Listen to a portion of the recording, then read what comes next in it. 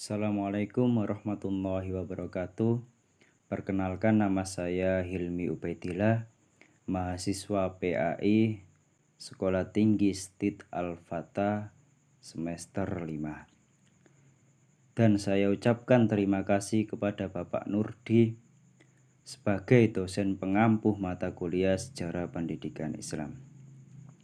Langsung saja saya ingin menyampaikan makalah yang berjudul Islam Nusantara.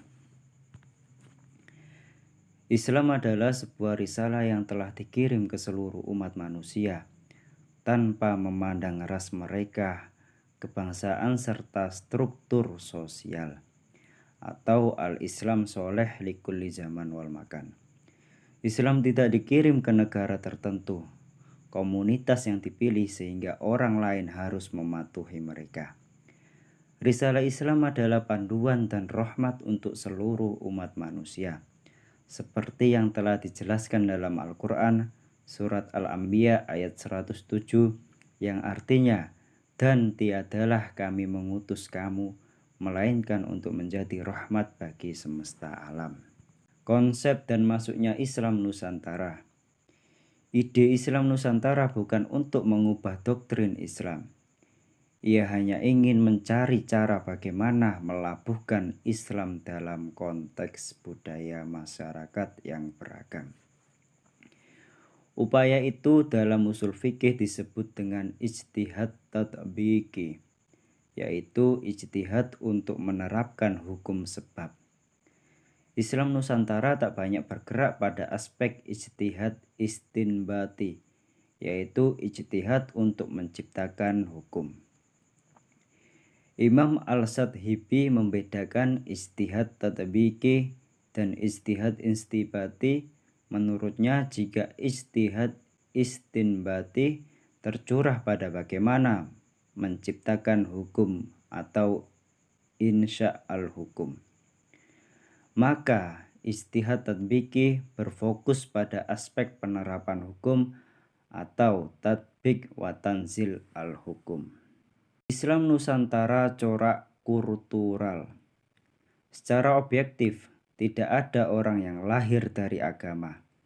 Namun setiap orang lahir dari lingkungan adat yang masing-masing mempunyai kulturnya sendiri, kebudayaan setempat, di mana orang itu dibesarkan dengan berpengaruh terhadap inkulturasi dan akulturasi keberagamaan seseorang.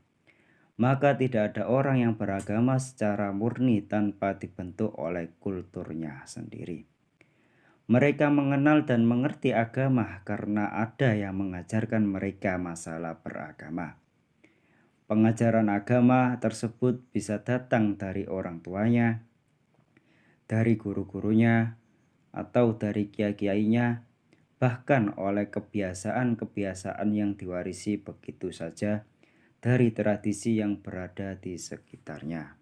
Kesimpulan di sini adalah, setelah dipahami mengenai Islam Nusantara, maka bisa ditelusuri bahwa Islam Nusantara merupakan agama yang ramah dengan budaya. Orang berislam secara kafah, namun tidak meninggalkan tradisi-tradisi kebudayaannya. Justru tradisi atau kebudayaannya lah yang membuat mereka semakin kuat dan percaya dengan agama yang diyakininya.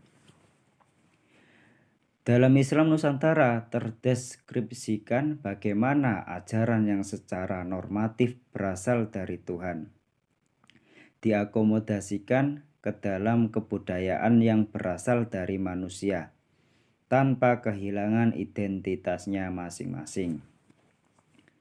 Dengan demikian, Arabisasi sebagaimana telah ditegaskan adalah belum tentu cocok dengan kebutuhan. Islam Nusantara berusaha menjadikan agama dan budaya tidak saling mengambil bentuknya yang otentik dari agama, serta berusaha mempertemukan jembatan yang selama ini memisahkan antara agama dan budaya, sehingga sudah tidak ada lagi pertentangan antara agama dan budaya. Demikian presentasi saya seputar Islam Nusantara. Kurang lebihnya saya mohon maaf yang sebesar-besarnya. Dan saya akhiri, wassalamualaikum warahmatullahi wabarakatuh.